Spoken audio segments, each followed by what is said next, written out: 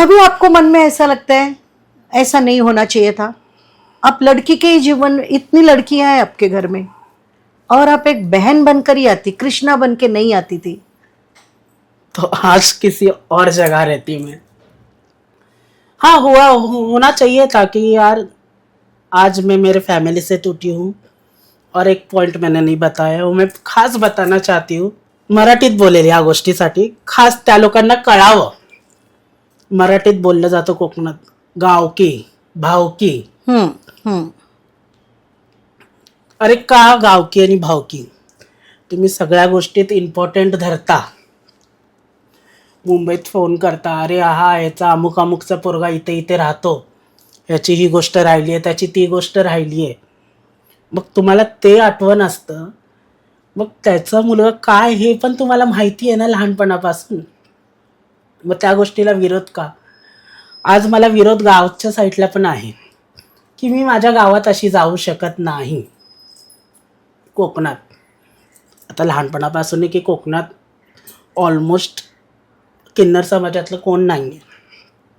कोकणात प्रॉपर कोकणात कोंकण में किन्नर समाज है ही नहीं उधर. नहीं है. मतलब जो भी है वो मुंबई में रहते हैं. कोकण में जाते वक्त प्रॉपर ट्रैक टी शर्ट वगैरह ही पहन के जाते हैं. अभी मेरे जो फ्रेंड्स है वो वैसे करते. अदरवाइज कोणाला चुकीचं वाटलं असेल, कोण जात असेल जे प्रॉपर गेटअपमध्ये, तर सॉरी त्यांच्यासाठी. पण माझे जे फ्रेंड्स आहेत, जे अजूनही आहेत, ते अजूनही स्वतःची लाईफ स्ट्रगल करतायत गावाला जाताना. पण मी त्याला प्रॉपर विरोध केलेला आहे. मी जाईल तर मी अशीच जाईन, नाही तर मला गावकीही नको आणि भावकीही नको. ये क्या बोल रहे हैं, मैं आपको बताना चाहती हूँ. गाँव की और भाव की का मतलब, जो हमारे गांव के लोग रहते हैं, जो हमारे वो पंच बोलते, पंचायत जिसको बोला जाता है, तो ये लोग पूरा डोमिनेटिंग रहते हैं, उनकी चलती है और घर वालों को भी उनकी सुननी पड़ती है. इनका ऐसा कहना है कि अभी भी कोई भी इनके समाज के जो लोग हैं, जो कोंकण साइड से, वो अपने गांव में ये भेस में नहीं जा सकते.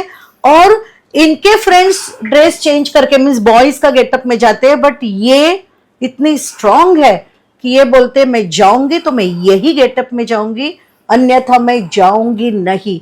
और इनका ये क्वेश्चन है अपने गांव की से कि ऐसा क्यों. देखिए, आपको यदि कोई जवाब है तो लिख दीजिए, कमेंट्स में बताइए.